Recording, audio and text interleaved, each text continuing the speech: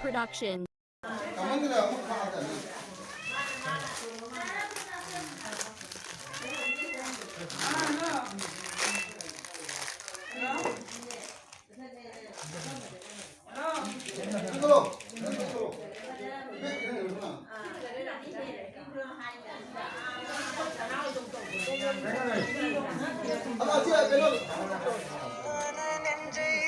Nang mamin kay kawi?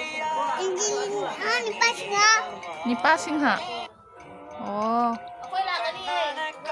Nang class kaya tami ba? Kalahong. Class home. Ahong. Nang sinuparo no piro? Lupa. Nipa? Lupa. Tinggal. Nang na mamin kari. Ningan sila. Kari? Ningan. Nang class kaya? Di. ꯃꯌꯥꯝ ꯉꯁꯤꯒꯤ ꯄ꯭ꯔꯣꯒ꯭ꯔꯥꯝꯁꯤꯗꯤꯀꯣ memory ꯑꯣꯏꯅꯕ ꯊꯥꯡꯒꯠꯆꯕ ꯄ꯭ꯔꯣꯒ꯭ꯔꯥꯝꯅꯤ ꯑꯗꯣ ꯃꯌꯥꯝ ꯉꯁꯤꯒꯤ ꯚꯤꯗꯤꯑꯣꯁꯦ ꯀꯩꯅꯣꯅ ꯍꯥꯏꯕꯗꯨꯒꯀꯣ ꯑꯩꯈꯣꯏ ꯏꯅꯨꯝꯆꯥꯒꯤ ꯑꯩꯈꯣꯏꯒꯤ ꯄ꯭ꯔꯙꯥꯟ ꯃꯟꯇ꯭ꯔꯤ ꯑꯋꯥꯖ ꯌꯣꯖꯅꯥꯗꯒꯤ ꯐꯪꯕ ꯃꯣꯗꯤ ꯁꯔꯀꯥꯔꯅ ꯄꯤꯕ ꯑꯩꯈꯣꯏꯒꯤ ꯖꯨꯝꯗꯣ ꯑꯗꯨ ꯃꯥ ꯁꯥꯖꯩꯌꯦꯕꯀꯣ ꯑꯗꯨ ꯖꯨꯝꯗꯣ ꯉꯁꯤ ꯁꯪ ꯀꯥꯕ ꯅꯨꯃꯤꯠꯅꯦ ꯍꯥꯏꯕꯀꯣ ꯑꯗꯨꯒꯤ ꯃꯥꯅ ꯉꯝꯖꯕ ꯃꯤ ꯈꯔ ꯑꯗꯨꯝ ꯆꯥꯛ ꯄꯤꯖꯕꯗꯣꯀꯣ ꯃꯌꯥꯝ ꯑꯗꯨꯗꯣ ꯃꯦꯃꯣꯔꯤ ꯑꯣꯏꯅꯕ ꯍꯥꯏꯅ ꯑꯗꯨꯝ ꯑꯩꯅ ꯊꯥꯡꯒꯠꯆꯕꯅꯦ ꯍꯥꯏꯕꯀꯣ ꯑꯗꯣ ꯑꯩ ꯆꯠꯂꯝꯕꯗꯤ ꯑꯩꯁꯨ ꯌꯥꯎꯗꯣꯏꯅꯦ ꯍꯥꯏꯕꯅꯦ ꯑꯗꯨꯒ ꯌꯥꯎꯕꯗꯤ ꯐꯪꯗ꯭ꯔꯦ ꯑꯗꯣ ꯑꯩꯈꯣꯏ ꯏꯅꯝꯃꯅꯅꯦ ꯚꯤꯗꯤꯑꯣꯁꯦ ꯃꯥꯅꯅꯦ ꯂꯧꯕꯤꯔꯒ ꯊꯥꯕꯤꯔꯛꯄꯅꯦꯕ ꯑꯩꯉꯣꯟꯗ ꯌꯦꯡꯍꯟꯅꯕꯀꯣ ꯑꯗꯣ ꯑꯩꯅ ꯑꯗꯨꯝ ꯅꯨꯡꯁꯤꯅꯅꯦ ꯃꯦꯃꯣꯔꯤ ꯑꯣꯏꯍꯧꯅꯕ ꯍꯥꯏꯅ ꯍꯥꯞꯆꯕꯅꯦꯕꯀꯣ ꯃꯌꯥꯝ ꯑꯗꯨꯝ ꯌꯦꯡꯁꯤ ꯑꯗꯣ ꯃꯌꯥꯝ ꯁꯨꯃꯥꯏꯅꯒ ꯆꯥꯛ ꯆꯥꯕꯁꯦ ꯃꯌꯥꯝꯅ ꯚꯥꯃꯣꯟꯅ ꯊꯣꯡꯉꯒ ꯚꯥꯃꯣꯟꯅ ꯊꯣꯡꯕꯅꯦꯕꯀꯣ ꯖꯦꯟꯕꯅ ꯑꯩꯈꯣꯏ ꯃꯥꯃꯣ ꯍꯣꯏꯅ ꯏꯅꯦ ꯇꯣꯏꯅ ꯖꯦꯟꯕ ꯎꯏꯌꯦꯕꯀꯣ ꯑꯗꯣ ꯃꯌꯥꯝ ꯁꯨꯃꯥꯏꯅ ꯆꯥꯃꯤꯟꯅꯕꯁꯦ ꯌꯥꯝ ꯍꯥꯎꯕꯅꯦꯕꯀꯣ ꯑꯗꯣ ꯃꯌꯥꯝ ꯇꯤꯟꯕꯨ ꯆꯣꯠꯄꯨ ꯆꯣꯠꯂꯦꯀꯣ ꯁꯨꯃꯥꯏꯅ ꯇꯧꯅ ꯉꯥꯁꯨ ꯃꯈꯜ ꯑꯅꯤ ꯊꯣꯡꯉꯦꯅ ꯍꯥꯏꯔꯤꯑꯕꯅꯦ ꯑꯗꯣ ꯃꯥꯅ ꯑꯗꯨꯝ ꯉꯝꯖꯕ ꯈꯔ ꯇꯧꯖꯅ ꯄꯤꯖꯔꯤꯁꯦ ꯌꯥꯝ ꯅꯨꯡꯁꯤ ꯌꯥꯝ ꯅꯨꯡꯉꯥꯏꯀꯣ ꯃꯌꯥꯝ ꯑꯗꯣ ꯑꯗꯨꯝ ꯃꯇꯦꯛ ꯈꯛꯇꯪꯗꯅꯦ ꯑꯩꯅ ꯃꯦꯃꯣꯔꯤ ꯑꯣꯏꯅꯕ ꯍꯥꯞꯆꯤꯟꯖꯕꯀꯣ ꯌꯦꯡꯁꯤ ꯃꯌꯥꯝ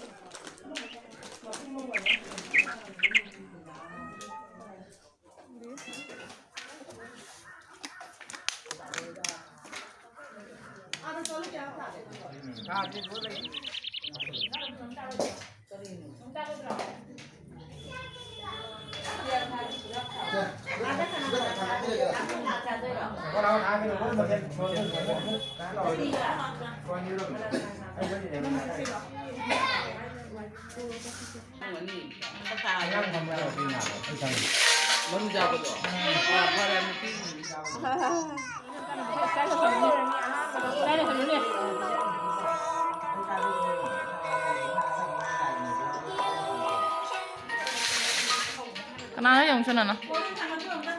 Lutang. Kanana.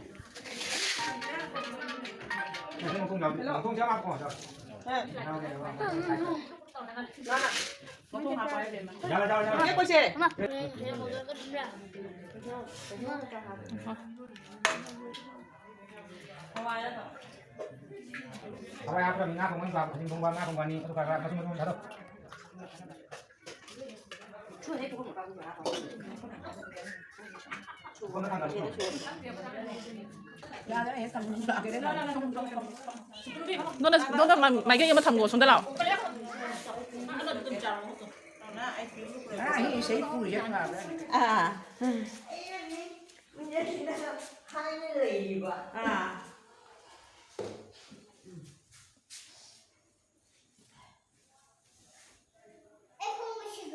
Paman dami lang sige.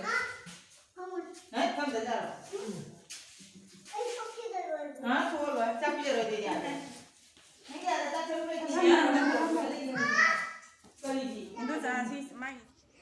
mayam hojikne mayam pun ma chak chaba phamna hare do aigi video si matang siga thamnaba tawrage aduga akhoi aunty su asigi jumda changa matungda ma su nungai na na jektana beibo oirasanu ko aduga kaina tawrage ai su thamnaba tawrage ba ko chaba video mu hapcharage ado maya anauba china hosing agi video se kring ma jengbi ba taragadi mayam nungsi video na subscribe to san biramo like to view aduga pajaba comment ju dum pipiro ba ko ado ngasi gi oina aigi video se matang siga thamage mayam Sini aku yang di sini.